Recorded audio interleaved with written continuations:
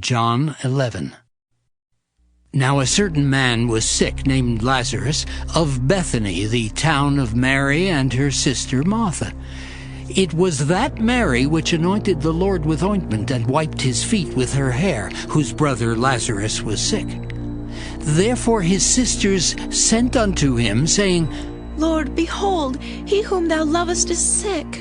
When Jesus heard that, he said, This sickness is not unto death, but for the glory of God, that the Son of God might be glorified thereby.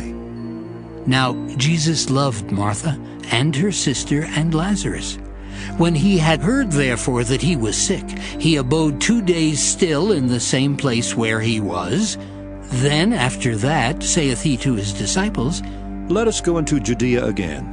His disciples say unto him, Master, the Jews of late sought to stone thee, and goest thou thither again? Jesus answered, Are there not 12 hours in the day? If any man walk in the day, he stumbleth not, because he seeth the light of this world. But if a man walk in the night, he stumbleth, because there is no light in him. These things said he, and after that he saith unto them, Our friend Lazarus sleepeth, but I go that I may awake him out of sleep. Then said his disciples, Lord, if he sleep, he shall do well.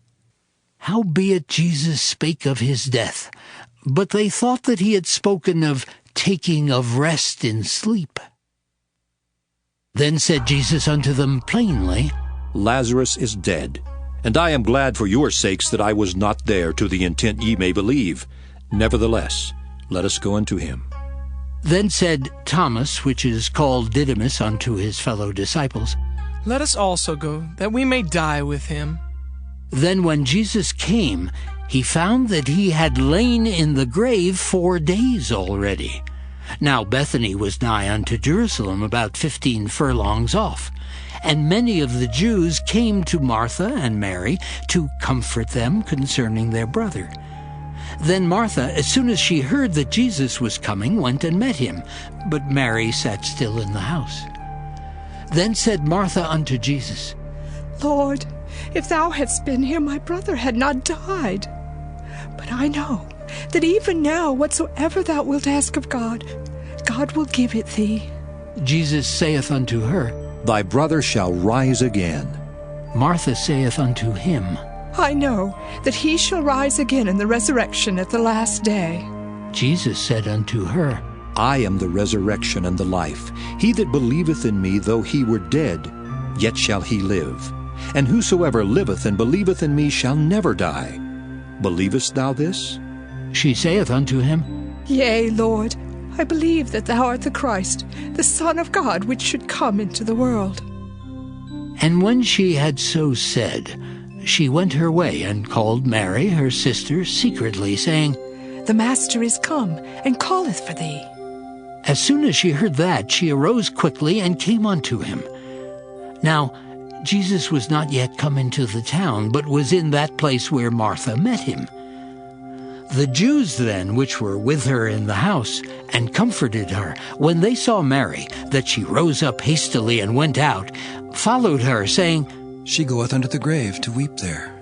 Then when Mary was come where Jesus was, and saw him, she fell down at his feet, saying unto him, Lord, if thou hadst been here, my brother had not died.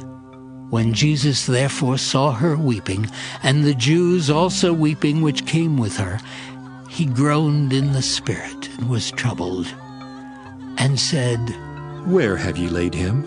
They said unto him, Lord, come and see. Jesus wept. Then said the Jews, Behold how he loved him. And some of them said, Could not this man, which opened the eyes of the blind, have caused that even this man should not have died? Jesus therefore, again groaning in himself, cometh to the grave. It was a cave, and a stone lay upon it. Jesus said, Take ye away the stone. Martha, the sister of him that was dead, saith unto him, Lord, by this time he stinketh, for he hath been dead 4 days.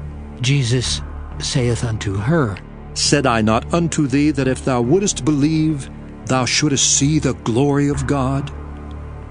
Then they took away the stone from the place where the dead was laid, and Jesus lifted up his eyes and said, Father, I thank thee that thou hast heard me.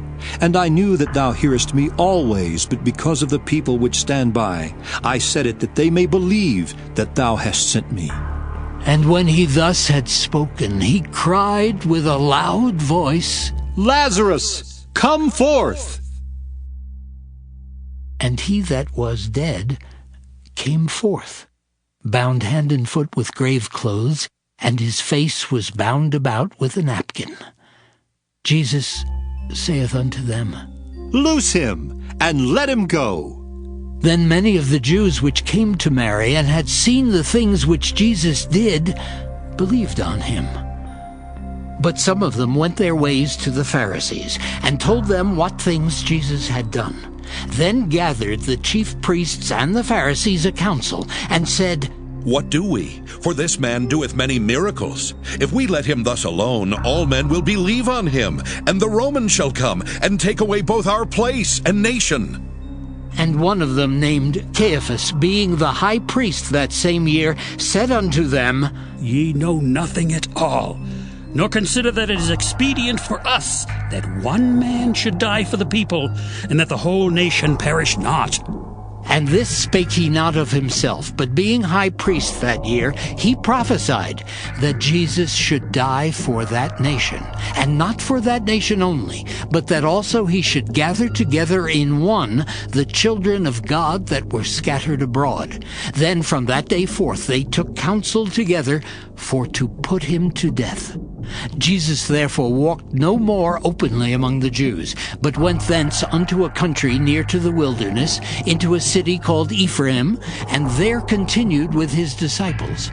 And the Jews' Passover was nigh at hand, and many went out of the country up to Jerusalem before the Passover to purify themselves. Then sought they for Jesus, and spake among themselves as they stood in the temple, What think ye? That he will not come to the feast? Now both the chief priests and the Pharisees had given a commandment, that if any man knew where he were, he should show it, that they might take him.